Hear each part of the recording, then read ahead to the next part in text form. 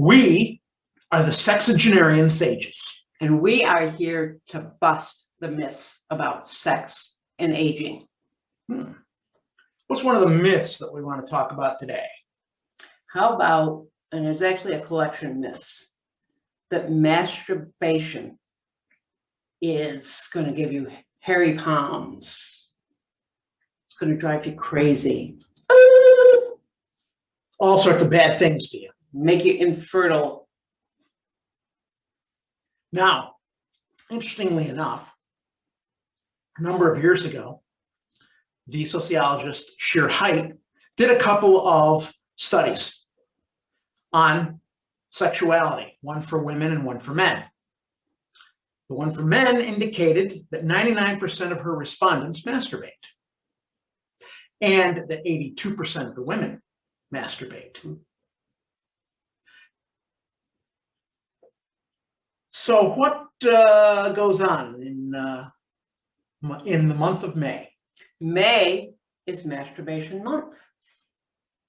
It actually started out as Masturbation Day in 1995, when the company Good Vibrations declared May 7th Masturbation Day in support of then Surgeon General Jocelyn Elders.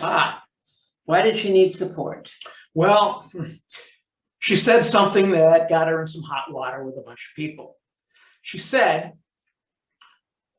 masturbation is a part of human sexuality, and perhaps it should be taught.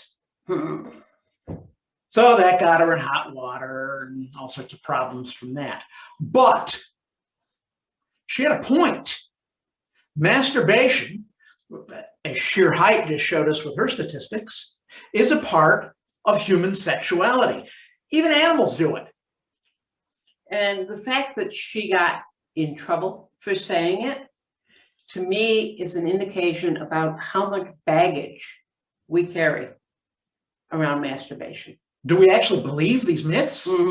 If we believe them, then why are 90% of men and 82% of women doing it?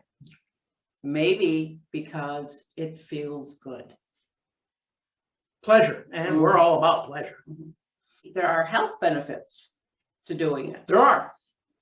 Some of those include increased mood, better sleep quality. Reduces your stress, your blood pressure. And it can actually improve your sex life and increase your sex drive, which is the opposite of the myth that if you masturbate, you're not going to be interested in traditional sex. Some other things, another benefit to masturbation is you actually begin to learn about your own body? About your own body. Things around your body that give you pleasure. Because, you know, this doesn't necessarily have to be directly to the genitals. That's normally what we think. And you don't even need to go to climax.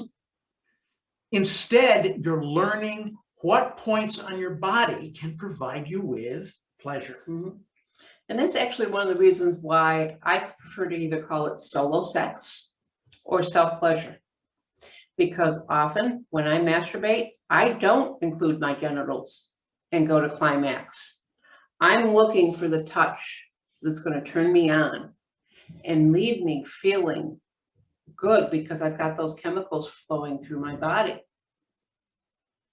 And I will sometimes, we've talked before about we will schedule time for sex. And there are times when, okay, we've got tonight's date night, we were planning on sex, but you know, it's been a horrible day. I'm all stressed out. I'm not really feeling turned on, but I want to be turned on. So I may spend some time touching myself in a way that's arousing to get myself turned on so that I'm in a more receptive place for when I engage with you later on.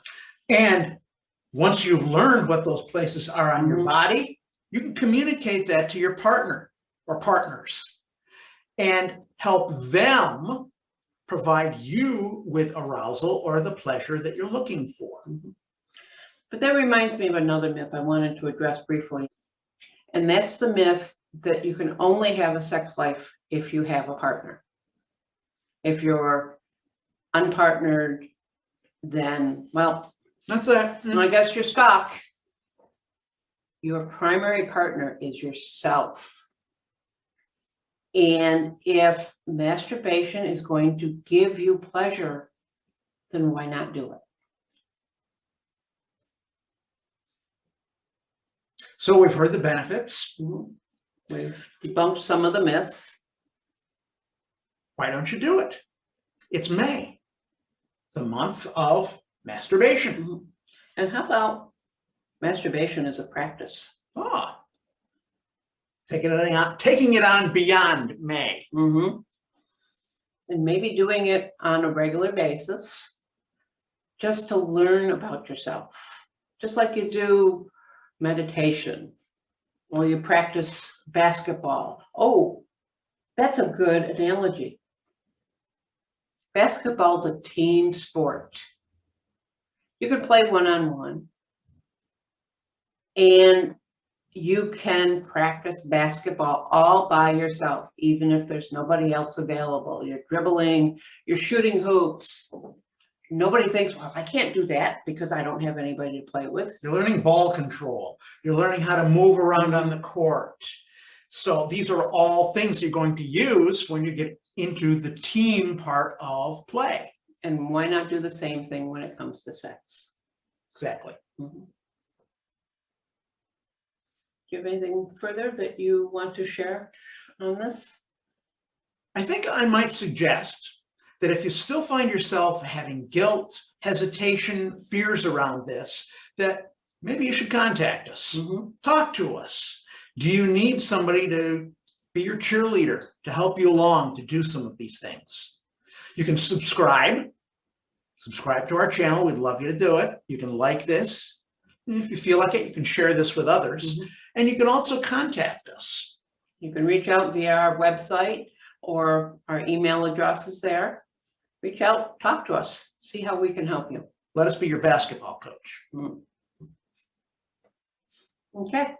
Great. Thank you very much for joining. Thank you for watching. And I hope you have a pleasant May. Yes, a very pleasurable May.